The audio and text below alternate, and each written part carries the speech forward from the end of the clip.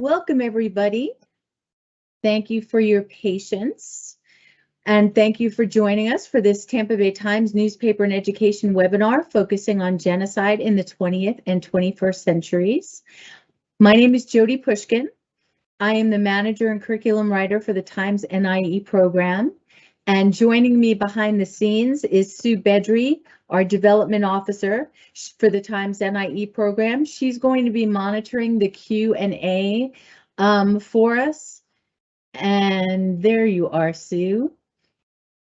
You can say hi to the people.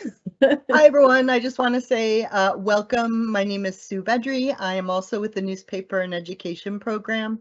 My role tonight will be to keep an eye on the Q&A, which is where we will ask you to put your questions and comments. And at the end of the presentations, we will have a Q&A session where I will share your questions and comments with the presenters. So up at the top of your screen, you'll see Q&A. If you click on that, you'll see a place where you can type, and I will be keeping an eye on that. Thank you and enjoy. Thank you. I have to remember to turn my mic back on. We have two special guests with us today. Our first guest is Andrew Slifkin. He is the manager of outreach programs at the Florida Holocaust Museum. You're on camera, Andrew. Hello, everybody. Thank you so much for having me, Jody. I appreciate it very much. You're welcome. And our next guest must be running a little bit late. His name is Dr. Kesey. He is the associate professor for the Department of Africana Studies for the School of Interdisciplinary Global Studies at USF. And he will join us as soon as he is able to. So we are, again, I'm just going to repeat what Sue said, that we are going to have a Q&A session at the end of the session. So please put your questions in the Q&A area. And we are going to also, I'm going to go ahead and say that I'm a little bit new to Teams Live. So please forgive me if there are any delays. We are going to get started if I can figure out what I'm doing. And we are going to start with Andrew. There we go. Thank you, Jody. Thank you, Jody, very much. I appreciate it. Yes, and I can see your screen. That is the correct PowerPoint. So thank you very much. So again, welcome everybody. Like Jody said, my name is Andrew. I am from the Florida Holocaust Museum. We are located downtown St. Petersburg. And basically my presentation is going to be talking about how we teach about the Holocaust, specifically at the museum, the guidelines that we go over, the resources that we offer, and basically, you know, an all-around overview of kind of what we do at the museum and the importance when it comes to teaching about genocide, particularly in obviously the case of the Holocaust. So my email is at the bottom, and also the website email as well. If you ever wanted to go there, or if you want to follow along, at www.thefhm.org is our website. And again, that's the Florida Holocaust Museum in downtown St. Petersburg. And so at the museum, we've been in existence for 30 years, probably as you could see from the previous logo that I had. At the museum, we have a mission statement, and that mission statement is to honor the millions of innocent men, women, and children who suffered or died in the Holocaust. Our museum is dedicated to teaching the members of all races and cultures the inherent worth and dignity of human life in order to prevent future genocide. So that is why our museum came into existence. It was founded by Mr. Walter Lodenberg, and he was a Holocaust survivor who actually ended up as a refugee fleeing to the United States during the Holocaust. And then he was actually drafted into the United States Army and went back into Europe to fight the Nazis during World War II. In his later days, he came and settled in Florida with his family and started our museum. So like I said, we've been in existence for 30 years, and we're right downtown in St. Petersburg. So I want to go over why we teach about the Holocaust, right? So there are many different reasons why we would teach about the Holocaust, why we would study the Holocaust, as with any genocide. But the Holocaust in particular was a watershed event, not just in the 20th century, but in the history of humanity. It took a lot of steps getting to the Holocaust. It wasn't something that happened just out of thin air. Many people made decisions and choices that led to the Holocaust happening. So it wasn't an accident. It occurred because individuals made choices, because organizations made choices, and because government made choices as well. It also teaches us, and I believe that this is very important, particularly in our country, that democratic institutions are not automatically sustained, that they need to be appreciated, nurtured, and protected. And it also helps us understand the ramifications of prejudice, racism, and stereotyping. And in this case, in the case of the Holocaust, that would be anti-Semitism, which was around for thousands of years before the Holocaust occurred. So another reason why at the museum in the education department, we help teachers and students learn about the Holocaust is because of Florida Statute 1003.42. You don't have to memorize it, but I will say that the Florida statute does go over the history of the Holocaust and the fact that it is mandated in education, in K-12 education in the state of Florida. In fact, Florida does have one of the best, in my opinion, um, uh, standards as far as Holocaust education is concerned throughout the country. It started in 1994. That said that the Holocaust needed to be taught, in classrooms. And in 2020, it mandated Holocaust Education Week, which actually was just this last week.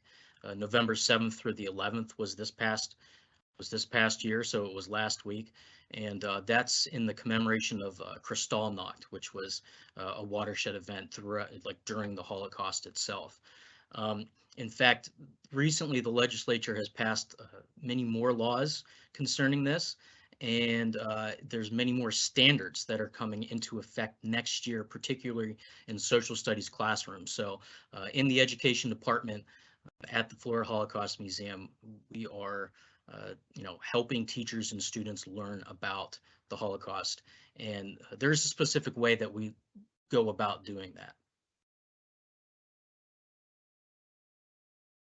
What we like to do is we like to start by providing the guidelines for teaching about the Holocaust. In general, if you're an educator, or if you're a student, or if you're just somebody who is curious about, how we would go about properly teaching about the Holocaust, typically what I do is I like to start with using the USHMM as a source. And the USHMM is the United States Holocaust Memorial Museum, and that is the museum that is in Washington, D.C. And we borrow some things from them. We collaborate with some programs with them. And in particular, I like to use their guidelines. There are 10 of them whenever we talk about how to properly teach about a topic such as the Holocaust. So very first, or pretty close to the top of the list, is going to be to define the term Holocaust. And depending on where you go, you'll find different definitions of the Holocaust, but they're all going to be pretty similar. It's basically going to say that, the Holocaust being a watershed event in the history of humanity and in the 20th century, throughout the years, typically of 1933 through 1945, must be taught to teachers, to students throughout the country. And the Holocaust itself was the systematic murder and persecution of 6 million Jews by Nazis and their collaborators. So typically what you would do is you would, start with defining the term Holocaust so that students understand, or that whoever's learning about the Holocaust understands what the Holocaust was. You also want to teach or imply that the Holocaust was not inevitable. Like I had said from my previous slide, essentially, the Holocaust could, in fact, have been avoided if it weren't for, certain choices that individuals and organizations and governments made. So just because, say the Nazis weren't around or Hitler wasn't around, that doesn't mean that the Holocaust wouldn't have happened. It happened because of the individual choices that people made, which led to the Holocaust happening. It didn't happen all at once. Like I said, it took many, many years in order for the Holocaust to come into existence, and it preyed upon, like I said, thousands of years of history of anti-Semitism before that. So another thing that you would like to do, or what you should do, is to avoid simple answers to complex questions. A lot of times as an educator, such as myself, I spent 7 years teaching in Pinellas County. So I taught middle school and high school in Pinellas County. I taught social studies. And sometimes there are those moments as an educator where you kind of step back and you say, oh, a student has a question that, I'm not sure if I can answer to the best of my ability. And you want to do that whenever you're teaching about topics such as the Holocaust, is you want to avoid simple answers to questions that may be complex or that you don't quite understand the answer to. And to that, what I would recommend is to refer people to, good sources such as, ourselves, or the USHMM, or Yad Vashem, or the ADL, or an organization that understands the answers to those questions, and so that, the student or whoever it is that is looking up the answers can, find an answer themselves, so that you're not giving an incorrect answer to them. Another thing you want to do is strive for precision of language. Like I said, kind of going off of the last one, is you want to be precise in your language, when teaching about the Holocaust. And I'm going to get into this in a little bit, but the best way probably to teach about, the Holocaust in general is through testimonies, through primary sources, and through, stories that people have from either surviving the Holocaust or living through the Holocaust, being a victim of the Holocaust. Those are the best ways that we can teach about it. You also want to strive for balance in establishing whose perspective informs your study of the Holocaust. And again, that is where you should be referred to a resource or a source that is recommended. The Florida Holocaust Museum, for instance, we're recommended by the Florida Department of Education. We work with them. So all of our resources are recommended by them when teaching about it in the classroom.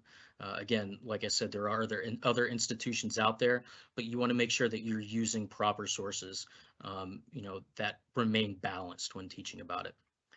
Also, you want to avoid comparisons of pain. So this one's particularly important when it comes to, other events in human history, other genocides even. You can definitely draw distinctions and comparisons between the Holocaust and other events in human history, particularly genocides, because the Holocaust is an example of a genocide. But you want to avoid the comparison of what somebody felt as their experience during the Holocaust as somebody else felt during their experience in another genocide. So just want to keep that in mind as well.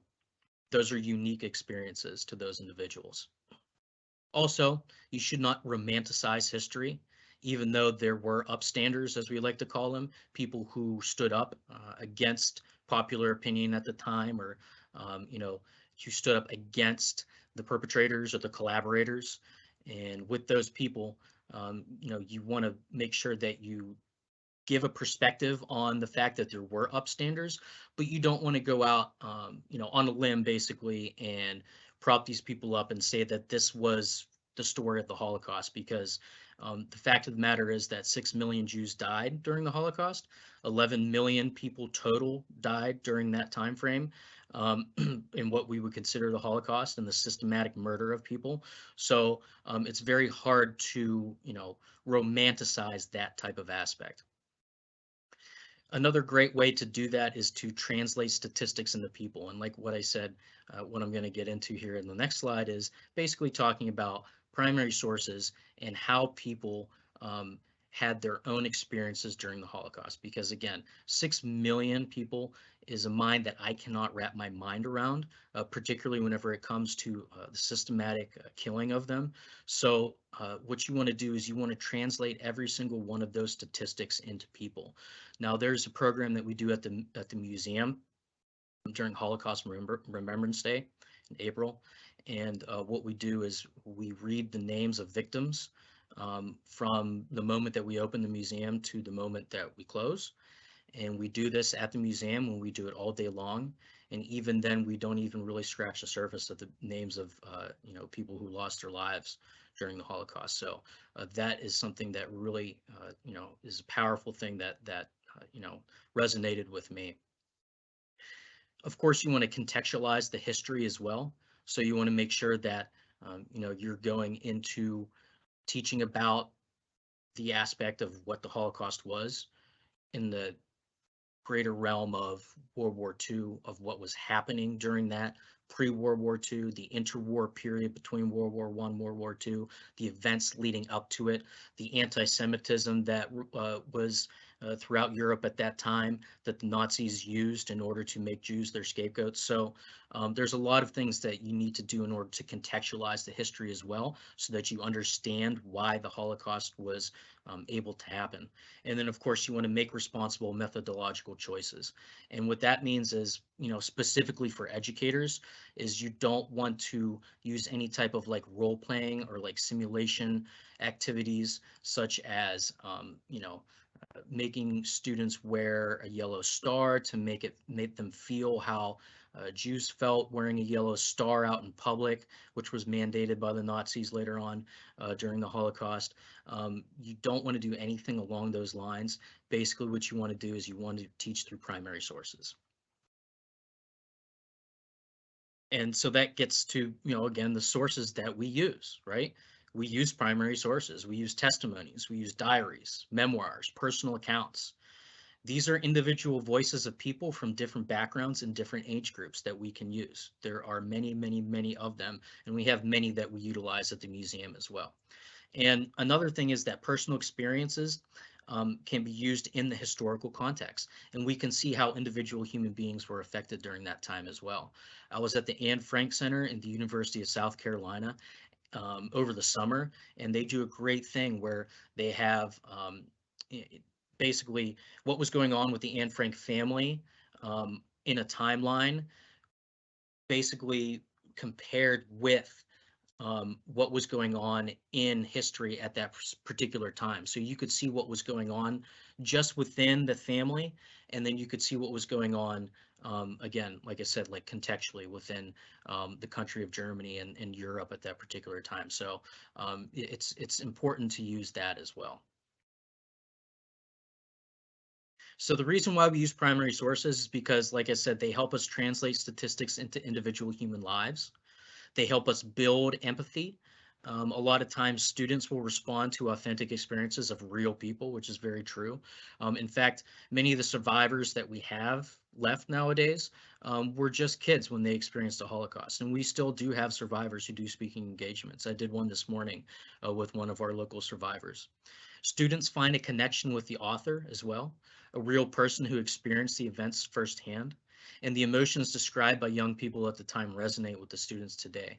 On the screen here, I have a picture of Mr. Ed Herman, and he is a local Holocaust survivor who has done a lot of things with the museum. That's his book, or the cover of his book, picture there of that, and it's called Against All Odds. And so that's something that we utilize in our teaching trunks and other resources. So again, basically, when you're going into talking about teaching about the Holocaust, there are things that we provide at the museum within the context of using primary sources and how to properly teach about the Holocaust. Most of these programs that we use within the educational department are free, and we do that so that we're able to provide that to the community, and that we're able to provide that to educators throughout the state of Florida. So what we use is our teaching trunk program as one of our kind of our flagship programs in our education department. As you can see from those pictures, they're essentially trunks that are filled with literature and curriculum and posters and videos, and everything is age and grade appropriate. So basically, what we do is we have a team of experts that understand, what materials are appropriate for what grade level. In fact, we have trunks that are from ranging from first grade all the way through high school. So that's something that we utilize as far as our educational programs when teaching about the Holocaust. And what we do is we ship these for free, and we ship them to schools throughout the United States. We also have a virtual teaching trunks program, which is brand new. This is where educators can borrow free ebooks and audiobooks. These are portions of literature that are contained in our teaching trunks. Basically, what we do is we create an account for the teacher and all of their students. They log in to access the ebook and the audiobook or audiobook. It is whatever the teacher wants or whatever they prefer to use it within their classroom. But this is a great way for teachers to be able to utilize technology when it comes to teaching about the Holocaust in the classroom. So obviously we are a museum. We have our own space in St. Petersburg. So what we do is we offer in-person tours of the Florida Holocaust Museum. Um, Tours are Monday through Friday, typically. In fact, general public, you're more than welcome to come to the museum. Educators are free. If you're an educator, you can come on down and show your education badge and we'll let you in for free. If not, then there's a little bit of a fee to get into the museum, but it's not exuberant. Come see us at the museum. We have 3 floors. Basically, if we're offering a tour at the museum, we have docents that are volunteers that lead tours. You can also have a self-guided tour if you would like. And the great thing about coming to the museum nowadays is that we have this great program. It's called Dimensions and Testimony.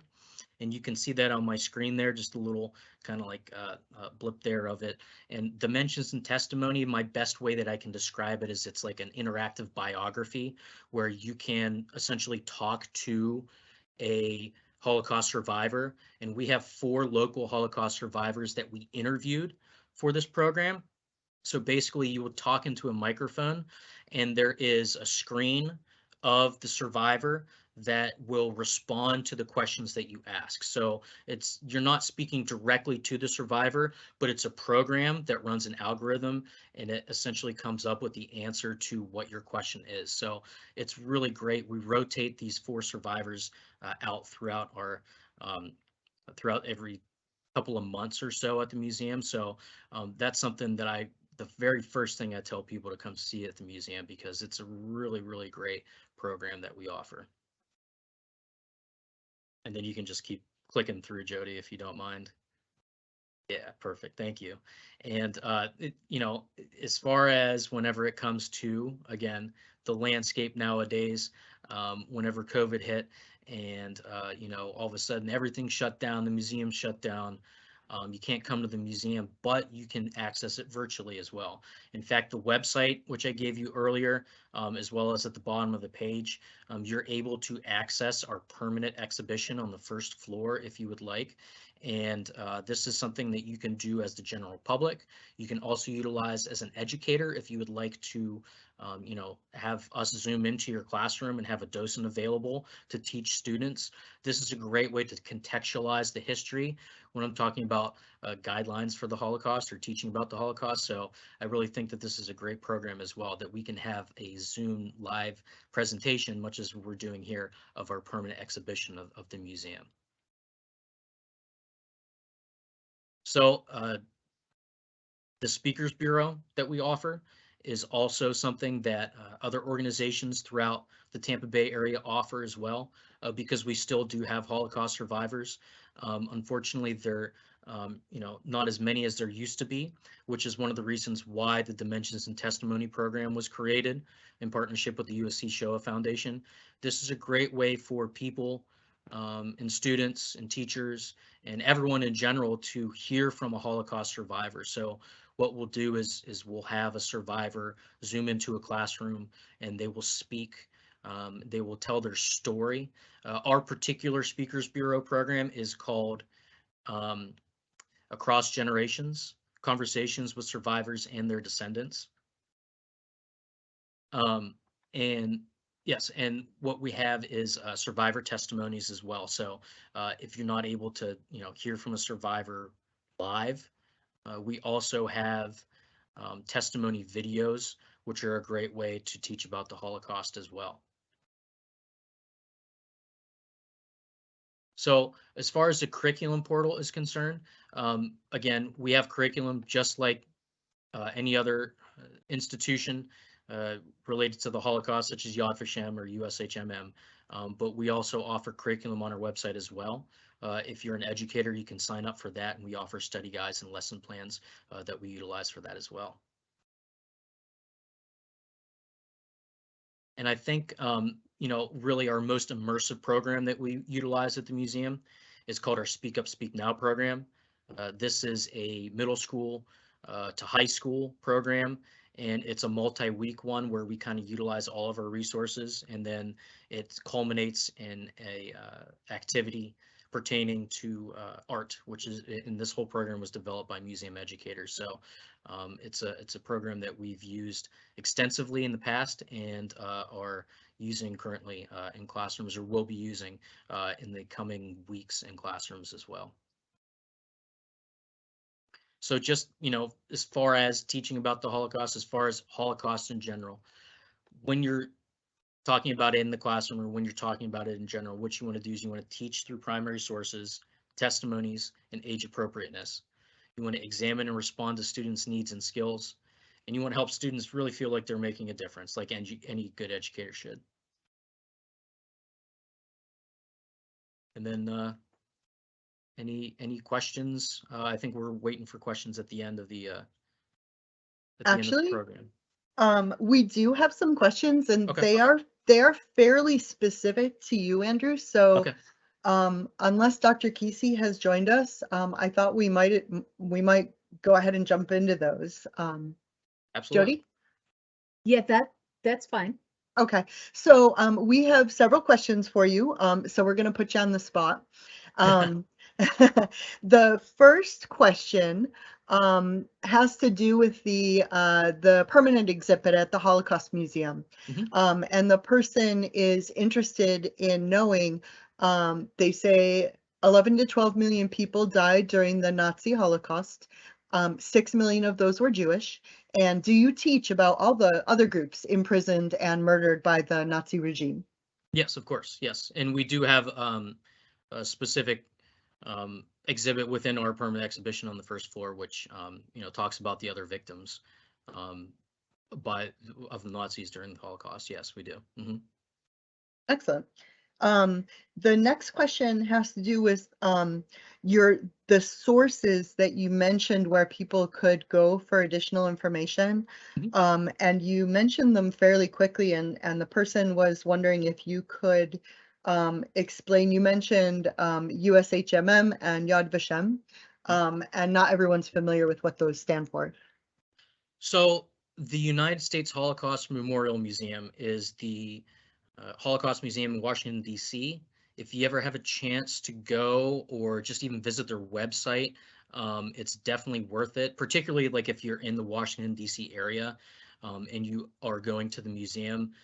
It's something that you need to, like, well, I'm not going to tell you what to do, but you should take a day. Like, you should take a whole day to go through because it is incredible. It's a lot.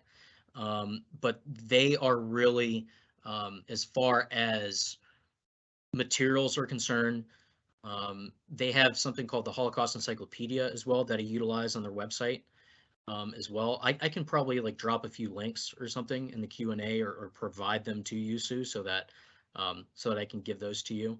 But they are like the preeminent like source for Holocaust education in the country. We partner with them a lot.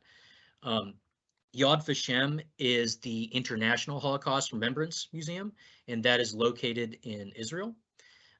That is where you will find, if you're interested in doing like any type of like research as far as like documentation is concerned or anything like that, like archival research, their archives are massive. A lot of things that we get from individuals, we'll use at our museum, and then we'll go ahead and then we'll send it on to Yad Vashem, because they are kind of like the world like archive for the Holocaust, essentially. So that's called Yad Vashem, and again, that's in Israel. Another organization that we partner with is called the USC Shoah Foundation. USC meaning the University of South Carolina. And what they have is something called Eyewitness. And Eyewitness is what we partnered with in order to create, or in order to, I guess, create the Dimensions and Testimony exhibit in our museum. So if you go to Eyewitness, you will find that there are tens of thousands of testimonies and testimonial videos. So that is also a great source when it comes to like learning about individual accounts of people who experienced the Holocaust, because that's like your one-stop shop to find most of those testimonies. So again, that's called USC Shoah Foundation, and that is the Eyewitness Testimonies. And there are many more. Echoes and Reflections is one that we use as far as like teaching about anti-Semitism is concerned. So there are a lot of different programs out there, and like I said, Sue, I can probably find a few links and then provide those to you. I think that would be very helpful. If you have them handy, you can type them in the Q&A, Andrew, and otherwise you can email them and we can email them to attendees as a follow-up. And then I have one more question also for Andrew, and this one's a toughie. The person is interested in knowing how we know that Florida's Holocaust curriculum is better than other states. Why do we have the best Holocaust education program in Florida? Oh, I'm just speaking about just what's mandated by the state government, and from that you just look at the whatever the standards are in education. So there are a lot of other states that have good standards as far as Holocaust education is concerned, but Florida has mandated instruction on it. There are other states and other regions that don't have mandated instruction. So a teacher can go in and say they're teaching social studies, and they can teach about World War II, and then they can teach about the Holocaust like within the context of World War II, without having that mandated standard that they need to teach to. But specifically in Florida, it's a state where you're supposed to teach to the standards, and so to have specific standards that say, in so and so history you need to teach about the Holocaust, and then that basically is what you're supposed to teach to, is the standard. So by saying that you must teach about the Holocaust, that's something that Florida does well, and that's basically what my opinion on that matter was. Thank you. Hopefully that answers the question. I think so. And that is all the questions we have to this point. Great. I have to take myself off mute, and I'm going to switch over here. Again, I apologize for my slight delay in working on Teams. I have heard from Dr. Kesey, and he, I'm not sure what his ETA is, so I'm going to go ahead and talk about, if I can find my slide here, I am going to go ahead and talk about our program. So if you will just bear with me for 1 second. I'm also going to apologize because occasionally when I am talking to my computer, my cats think I'm talking to them. So I don't want you to be alarmed if you hear any caterwauling, so to speak, in the background. And what is going on here? Let's see.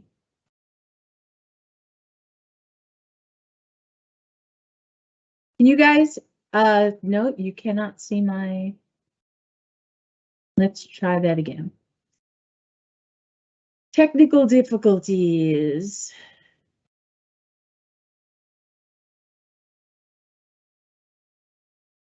Let's try that again. There we go. Now I'm live. Okay. I'm going to go backwards. Okay. So actually, I'm just going to go ahead and remind you, my name is Jody Pushkin. I am the, make sure I'm not on mute. I am the manager and curriculum writer for the Tampa Bay Times newspaper and education program. I've also been a teacher since about 1990. I'm currently an adjunct professor at St. Leo University and Hillsborough Community College. So for those of you who are in the audience and are teachers, I do feel your pain. Just a little background about the newspaper and education program. We are a cooperative effort between schools and the Times to promote the use of newspapers in print and electronic form as educational resources. The goal of NIE is to build future lifelong readers, productive citizens, and critical thinkers. Statistics show that that people who read the newspaper are more informed citizens, and therefore they vote more and they pay attention to current events and that sort of thing.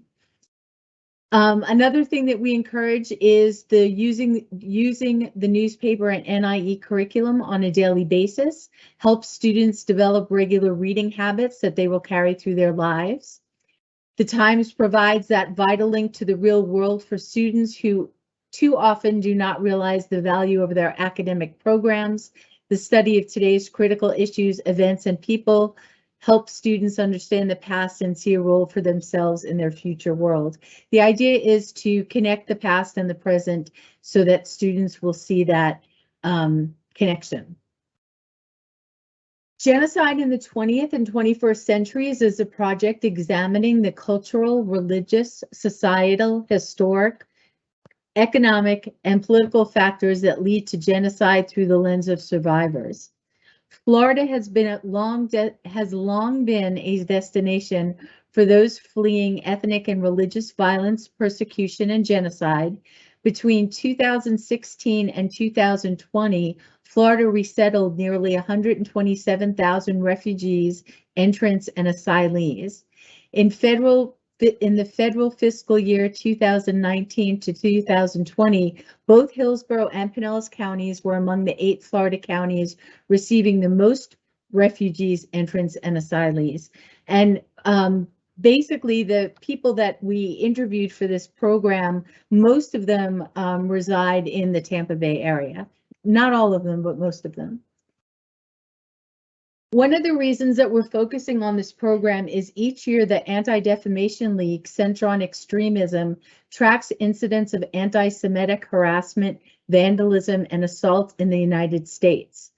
In 2021, ADL tabulated 2,717 anti-Semitic incidents throughout the United States, which is a 34% increase from those numbers in 2020. There were 190 anti-Semitic incidents recorded in Florida in 2021, and that is among the highest in the country. In 2021, there were 331 anti-Semitic incidents in non-Jewish K-12 schools and 155 anti-Semitic incidents in colleges and universities. Of the 2,717 incidents recorded in 2021, 1,776 were cases of harassment, which is a 43% increase from 2020. And this next slide will show you that although it's true that the cases of genocide are lessened over the past few years, the incidence of anti-Semitic harassment and crimes against humanity are increasing. This map will show you that Florida is up there in their numbers compared to, if you look at them, the next highest are New Jersey and New York. And according to the Federal Bureau of Investigation's Uniform Crime Reporting Program, there were 8,052 single bias incidents involving 11,126 victims in 2020. A percent distribution of victims by bias type shows that 61.8% of victims were targeted because of the offender's race, ethnicity, or ancestry bias. 20% were victimized because of the offender's sexual orientation bias. 13.3% were targeted because of the offender's religious bias. 2.7% were targeted because of the offender's gender identity bias. 1.4% were victimized because of the offender's disability bias, and 0.7% were victimized because of the offender's gender bias. This pie chart shows you that the majority are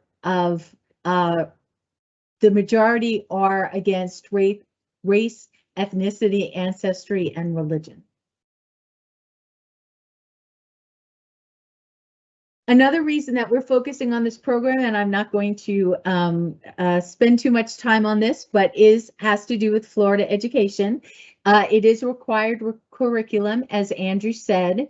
This is a list of the Florida standards that are pending publication. Genocide in the 20th and 21st centuries entails. And I know for most of you, these numbers don't mean anything, but basically it is everything from social studies to world history to sociology to language arts.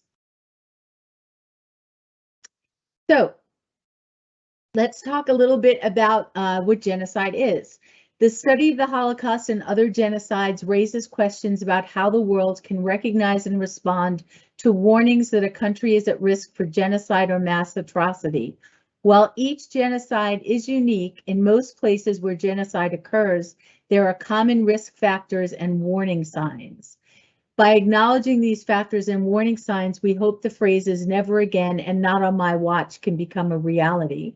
And you can see on the other column of the slide, we have the warning signs: dangerous speech, armed groups, and armed conflict. And as we go through this a little bit, we're going to notice that, again, you can't compare survivors' experiences, but we can see that a lot of the genocides have some things in common. Here is the definition by Raphael Lemkin of genocide. By genocide, we mean the destruction of a nation or an ethnic group. Generally speaking, genocide does not necessarily mean the immediate destruction of a nation, except when accomplished by mass killings of all members of a nation. It is intended rather to signify a coordinated plan of different actions aiming at the destruction of essential foundations of the life of national groups with the aim of annihilating the groups themselves. Genocide is directed against the national group as an entity, and the actions involved are directed against individuals, not in their individual capacity, but as members of a national group. And I'm going to repeat the same thing that Andrew talked about a little while ago. Basically, we start out with discussing what definition of words are, the importance of knowing the difference between prejudice and anti-Semitism, the idea that the Holocaust was an organized state-sponsored persecution and murder of 6 million European Jews by the Nazi German regime and its allies and collaborators. The Holocaust was an evolving procedure that took place throughout Europe between 1933 and 1945.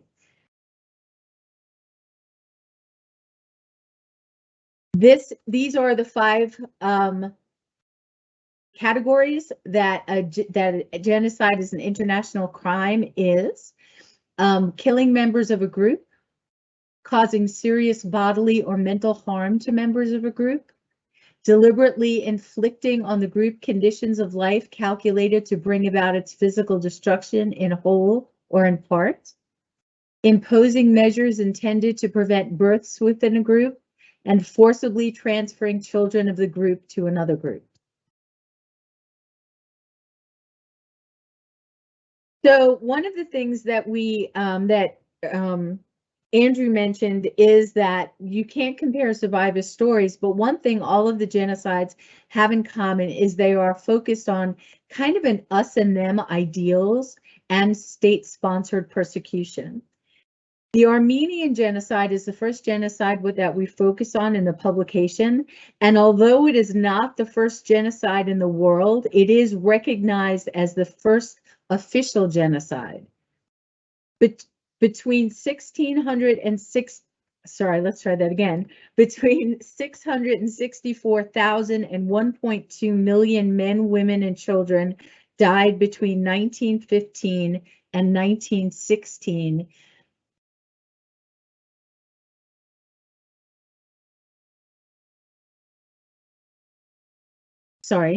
When the Ottoman government began the systematic annihilation of its civilian Armenian population. Then 30 years later, when the Holocaust occurred, in which approximately 11 million people died, we're still focused on, this is when Raphael Lemkin decided that we needed to have a formal definition of what genocide was, because 11 million people dying, and that includes 6 million Jews and 5 million Roma, homosexual, Polish and Soviet citizens, political dissidents, Serb civilians, and people with disabilities. It needed a broader term other than just crimes against humanity. This boxcar is located at the Florida Holocaust Museum in St. Pete. It transported thousands of people to and from internment camps, concentration camps, and extermination camps. And one of the people who traveled in this, was Mary Wygotsky. She is featured in one of the Dimensions and Testimony programs at the Holocaust Museum. I spoke with her. She is a very feisty 97-year-old woman.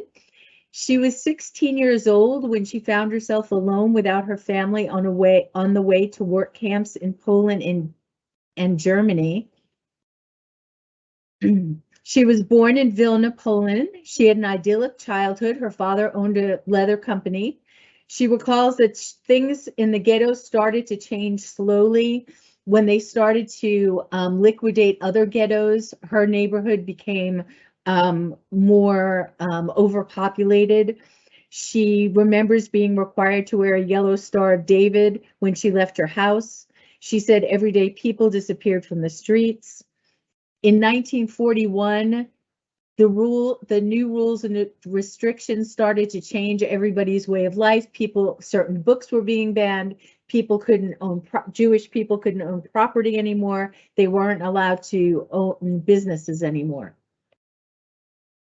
Another Holocaust survivor that's featured in this publication is Toni Rind, and that is her adorable baby picture right there.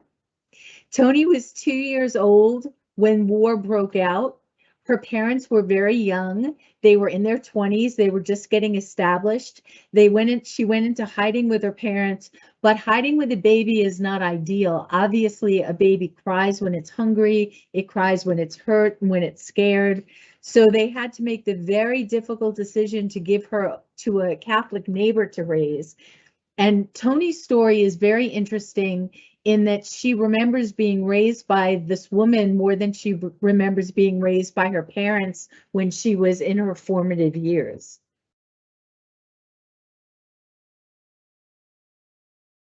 The next genocide that we tackle is the Cambodian genocide, lasting from 1975 through 1979. The Cambodian genocide was an eruption of mass violence that resulted in the deaths of between 1.5 and 3 million people at the hands of the Khmer Rouge, a communist political group. Basically, what the Khmer Rouge did was they decided that the people who were living in the cities needed to go out and live in the fields so that they could contribute to the good of the country. This image, as disturbing as it is from the Cambodian Holocaust, Genocide Museum. And you can see, and I'm going to bring up why this is important in a few minutes, but you can see the amount of bones that were uncovered and skulls that were uncovered are just all piled on top of each other. This is Sofa Langstag. She was 9 years old when she and her family were forced out of their home and marched to what would later be called the killing fields. As was the method during the Holocaust, families were separated. People who didn't follow the rules of the Khmer Rouge were tortured and shot. Basically, one of the stories that Sophie talks about is the hardship of being, since she was only 9 years old, the hardship of being not only sent into the fields, but being sent away from her family. So she had to contend with the backbreaking work, as well as not knowing what was happening with her mother and father. And she has an awesome survivor story about how she managed to survive through all of the chaos that was happening. The next genocide is in Serbia, the Republic of Bosnia and Herzegovina. After World War II, the countries of Bosnia, Serbia, Montenegro, Croatia, Slovenia, and Macedonia unified to form the Federal Republic of Yugoslavia. This new nation encompassed or was comprised of different ethnic groups, including Serbs, Croats, Bosniaks, and ethnic Albanians. There was a lot of tension going on in the country, and that is when Slobodan Milosevic decided that he was going to help deal with the civil unrest by creating more civil unrest. Rising inflation and the failure of federal commissions on the economy and the political framework to change Yugoslavia's course opened the way for the new party leaders. Milosevic, one of the post-liberal generation of local leaders, used the country's protests to rise to power in the late 1980s. Milosevic maintained his power by repression and control of mass media. One of the other things that we notice as we're talking about different genocides is often state-sponsored violence and also the repression of mass media. Like Hitler, Milosevic used the us and them mentality to continue separating the country. When civil war ensued, Milosevic supported Serbian militias fighting Muslims in Bosnia and Croatia. This is a woman mourning at a memorial cemetery in Bosnia. And this is Maya, Kazazik, and Rosie. Maja and Rosie are both survivors of war and turmoil. Maja recalls vividly the pain of having her leg amputated without anesthesia. She was being sent away from her family, luckily by an upstander who was one of the humanitarian workers from Britain, came in and rescued her from dying in a makeshift hospital after a bomb went off, killing all of her friends and destroying both of her legs, actually.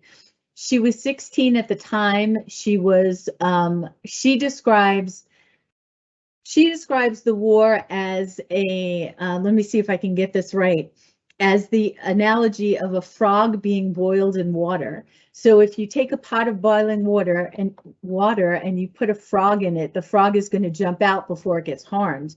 But if you put the frog in the water and the water is the same temperature, and then you just slowly start to heat that water, then things start to change and the frog doesn't realize it until, of course, it drowns and dies in the water. She said that's exactly the situation that happened in Bosnia. People didn't realize how bad things were getting until all of a sudden it was too late. The next genocide is known as 100 Days of Terror between April and July 1994 between 500,000 and 1 million Tutsi and moderate Hutus were murdered when a Hutu radical-led government introduced a plan to murder the country's entire Tutsi minority and others who opposed the government's policies. The long-standing history of tension between the Tutsi and Hutu ethnic groups in Rwanda came to a head when a surface-to-air missile shot down a plane carrying Rwanda's Hutu president on the evening of April 6, 1994, in Kigali, the Rwandan capital. One of the other things that Maja said, which actually kind of spills over a little bit from Bosnia to talking about Cambodia and Rwanda, is that when, sorry, I just completely lost that train of thought.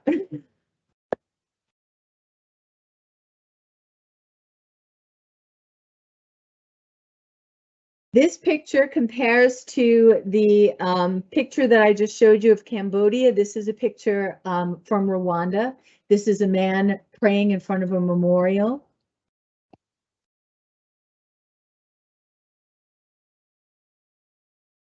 This is Celine and her husband and two very happy children.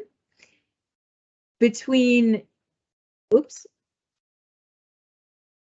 was 10 years old when the radical Hutu soldiers came to her home demanding to see her father, who was on their to kill list. Her father and brother had just left the country and weren't in Kigali at the time. So instead, the soldiers decided to take the family's money, shoot her mother, and then said they would return the next day to kill everyone. So while they were in hiding the next day in a local convent, the soldiers came back, rounded up everybody that was still alive except for the children, sent the children back to the convent, and then basically slaughtered all of their families. Then they would show up at the convent every day in blood-soaked uniforms, telling them, the kids, that they would be back to kill them the next day. This took place for 100 days. Celine wound up at an orphanage and eventually was reunited with her father and brother. She still lives in Kigali, and she says that, and this is kind of an interesting comment. She believes that the country, through the punishment of, or the holding people accountable for the genocide when it happened, she believes that the country has healed. So one of the things that all the survivors talk about is the kindness of strangers that led to their survival. For Mary, it was random Nazi soldiers and her two best friends. For Tony, it was her adopted aunt. For Maja, it was the British humanitarian Sally Becker. For Sophie, it was the love and survival of her family. For Celine, it was the nuns and random humanitarians at the convent orphanage where she was being held. And another humanitarian is Carl Wilkins. Carl Wilkins was a missionary who went to Rwanda with his family and wound up in the middle of the 100 Days of Terror that was going on. He, unlike the UN soldiers and unlike the other missionaries, he decided to stay in Rwanda so that he could protect the people who were living in his home. So he, as an example of an upstander, and his story is fascinating because he talks about the fact that he had to rely on trusting people who he didn't know to try to help out children and try to help out the people who were living in his house who were Tutsi, so that nobody would be harmed. This is a picture of him and his family.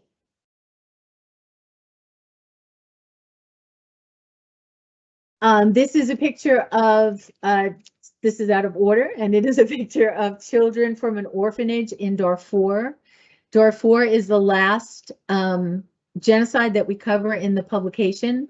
The Sudanese government under General Omar al-Bashir wished to create a more Islamic-based government that was opposed by Southern groups and led to civil war.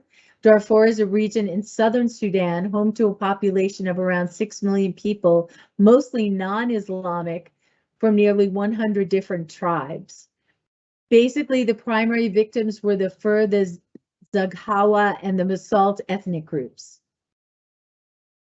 The Sudanese government established a pattern of attacks against civilians, killing, torturing, raping, and displacing millions, which has continued into the 21st century. Assault tactics included mass starvation and forcible displacement, blocking humanitarian aid, harassment of internally displaced persons, bombing of hospitals, schools, clinics. The use of rape as a weapon against targeted groups, employing a divide to destroy strategy to pit ethnic groups against each other, causing enormous loss of civilian life. One of the things that seems to go hand in hand when you're talking about genocide is this whole divide and destroy strategy, and also training and supporting ethnic militias who commit atrocities. This is just a little plug for our contest that we have going on. We have an art contest going on for Tampa Bay High School arts and writers. The Tampa Bay Times newspaper and education program is seeking original artwork and poetry by Tampa Bay high school students on the theme of genocide in the 20th and 21st centuries. If you are know any high school students who are interested in participating in this, there is the deadline is December 15th. And I believe we have a $250 scholarship up for the grand prize winner. Before I go to the next slide, Sue, are there any questions I need to address? There are no questions for you right now. Oh, okay. Then I'm going to just peek and see if Dr. Kesey has joined us. Perfect timing. So I am going to invite Dr. Kesey. I'm going to stop this, and Sue will remind me to go back and share that last slide with you. There we go. Dr. Kesey, I'm going to invite you to speak to our group here. I see that your camera is off. Are you available to do that? Oh, here we go again. There we go. Yeah. Now we're live. Well, since I joined you very late, I do not know what you have already discussed, so I dislike speaking out of context. Maybe I would want to listen a little bit more before I offer some thoughts, but maybe two key points.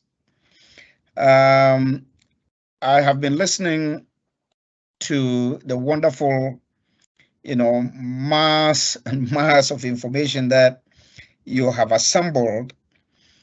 And it looks to me that of all the cases that you have looked at, Cambodia, Bosnia, Rwanda, and Sudan, there seems to be 5 overarching elements that anybody can see. And I think you can fairly conclude that from the Holocaust down to what happened in northeastern Africa, we can conclude that there are 5 recurrent elements in the histories of genocide in the 20th and 21st centuries. The first is nationalism. The second is power. The third is ideology. And of course, the ideology, one can look at 2 sets of ideologies, racism as an ideology and utopianism as an ideology. Particularly what happened in Cambodia was the desire to accomplish something that is very difficult to accomplish. I mean, in the 20th century and 21st century, you cannot create a modern society without markets, without money, and without religion. And that is what the Khmer Rouge sought to create.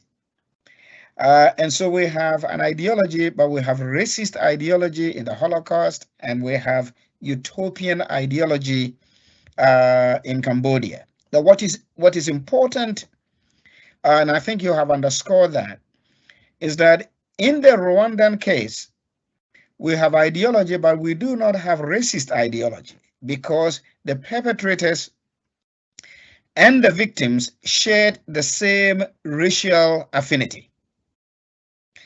They were Black Africans, they spoke the same language, they worshipped the same deity. And so what distinguishes the Rwandan case, perhaps not necessarily a distinction, is the role of power. Power. And then, of course, you have already made it very clear about the role of war, and then also the role of fear. And so these elements underlie all the genocides that you have assembled. I think there are two important things that we have to make very clear. So when we talk about the Holocaust, we are now beginning to think about the role of rescue.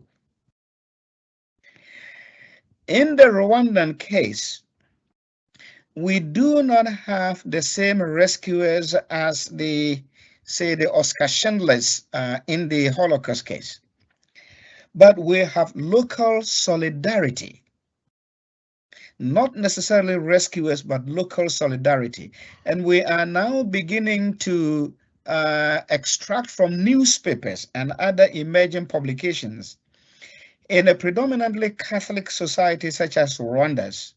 The people who showed a sense of empathy were actually Muslims. The few Muslim communities in Rwanda who actually came to the assistance of the victims. And so that then comes to the last point that I want to underscore, and then maybe we may have to think about how we can push it into the document. And that is the relationship between culture and genocide. That is, when genocides occur, what are the local cultures that are suppressed for the genocide to take place? And what are the local cultures that are activated for some rescue or solidarity to be displayed? So that is a very, very, very important point. How do local cultures of kindness and solidarity emerge in situations of genocide? And I think I will leave it here. Can I ask you to elaborate a little bit more on the concept of power? Mm-hmm. In the concept of power, particularly in the Rwandan case, was the desire of the Hutu majority to create a society in which only the Hutu maintain power perpetually. And the genocide in Rwanda was undertaken in order to ensure that the Hutu maintain power in perpetuity without having Tutsi competitors. And so in this particular case, it wasn't a form of ethnic cleansing or kind of the destruction of a particular racial group, but the intent to exterminate political competitors in Rwanda. So the framework for the genocide was undertaken in the framework of the retention of power. That is what underscores the Rwandan case, or that is what underpins the Rwandan case. It was power and not necessarily ethnic or racial purity. And do you think in the Holocaust that there was a combination of both of those things? To a very limited extent. In the Holocaust case, I mean, how the Nazi state racialized a religious group is certainly obvious, but I haven't really seen any evidence, particularly in the Holocaust case. Maybe Andrew might provide me one, where the Nazi regime saw the primary victims of the Holocaust, the Jews, as political competitors.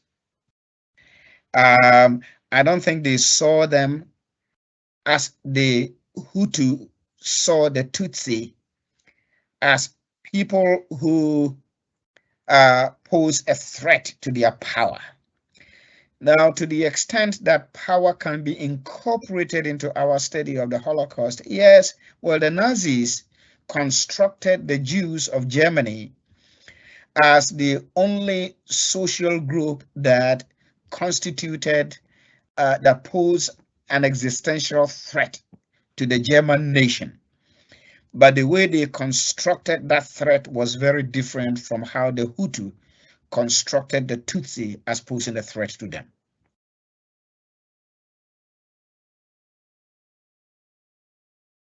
You can't hear me when my mic is off. Thank you very much. The reason I asked that question was because of the other people that were killed during the Holocaust, the political dissidents and the Serbians and the Polish citizens and that sort of thing. I was wondering if that had any kind of correlation. It seems to me not necessarily. The Nazis had a whole range of people that they thought they needed to destroy. I mean, first, their first targets were political opponents. You are right. The Social Democrats, the Communists, and then others. But to me, and the evidence that I have seen, the Nazi regime did not target the political competitors because they thought the political competitors posed a threat to them, at least from a comparative perspective, as the Hutu saw the Tutsi. The Nazis created a hierarchy of people and an ideology of national cleansing and an ideology of destruction and Aryan supremacy that allowed them to make some particular irrational choices.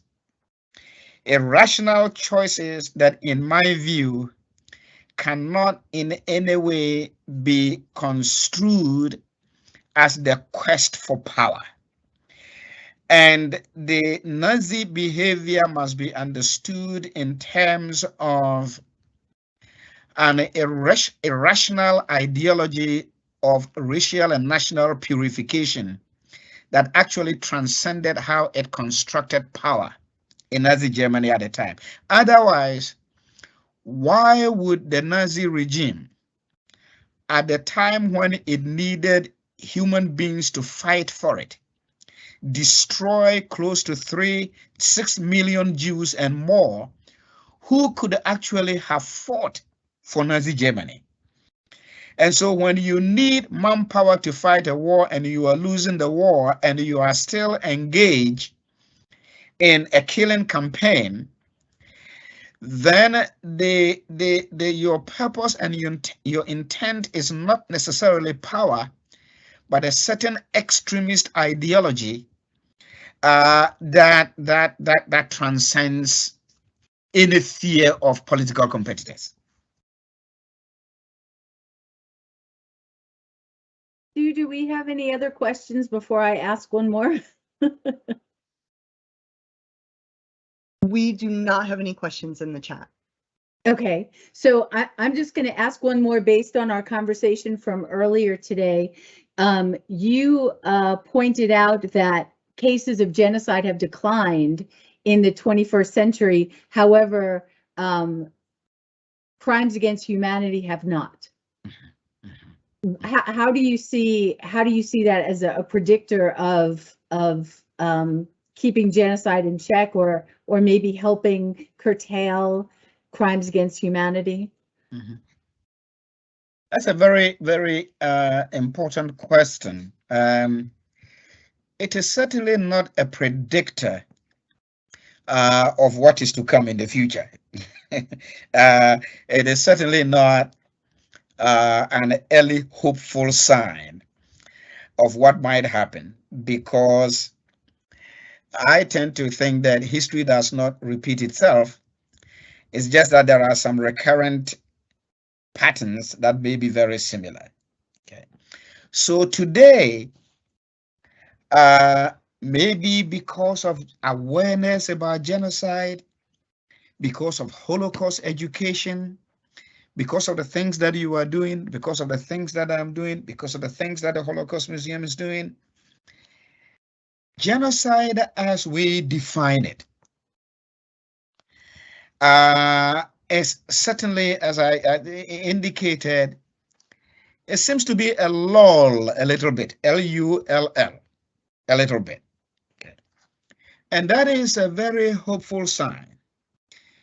And maybe because today any nation or any group with the intention to commit the destruction in whole or in part of a particular ethnic group might probably be thinking about two things: either prosecution, or in fact there will be resistors.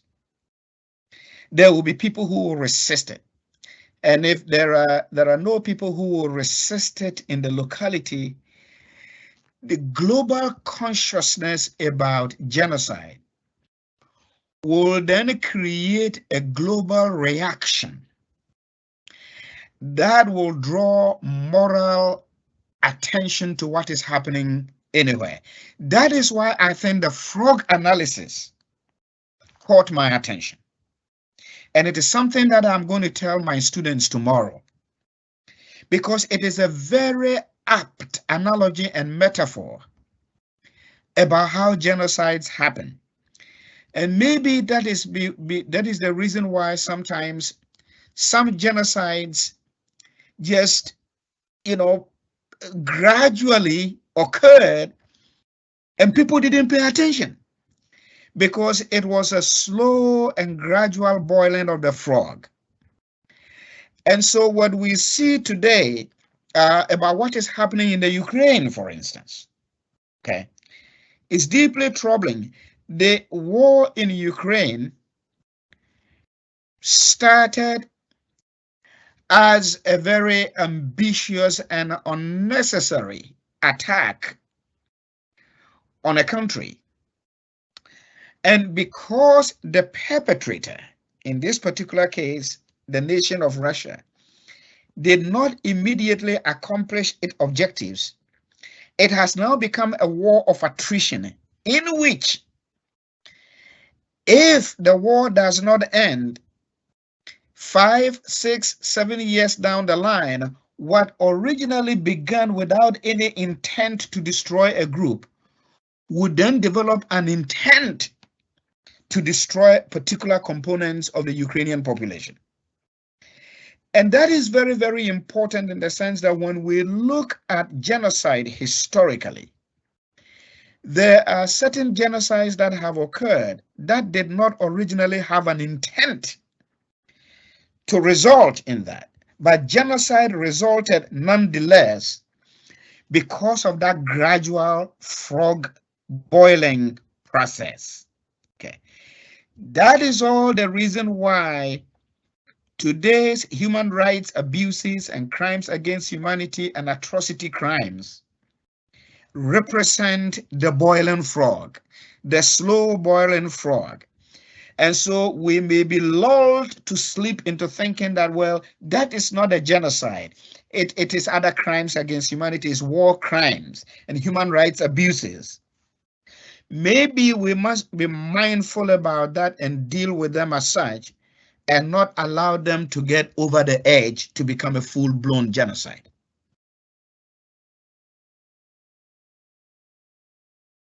Thank you very much. I also enjoyed that analogy. It was the first time, it wasn't the first time I heard it, but it seemed very pertinent to this topic that we were talking about. Andrew, do you have anything else that you would like to add?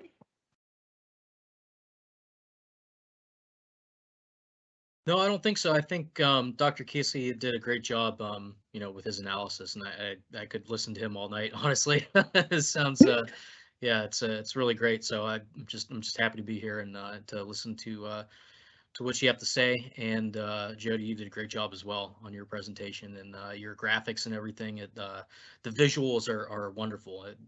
You'll have to do my next PowerPoint. So Thank you very much. And Sue, do we have any other questions or anything? We do not have any further questions now.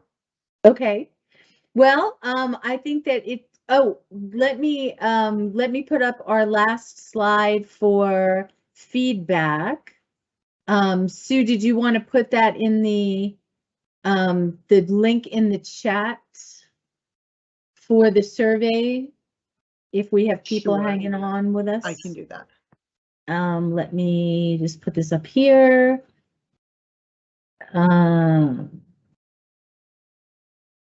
Getting a little quicker with this sharing. Sharing is paused. There we go. Hopefully this will show up here.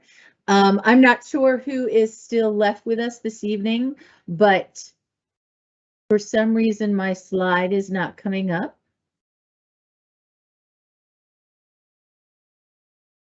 I think we are on a bizarre pause here in Teams Live, but we do have a survey. If you would be so kind as to fill out the survey for us, we would love to hear your reactions for this webinar. And I just want to take this opportunity to thank everybody for being here tonight.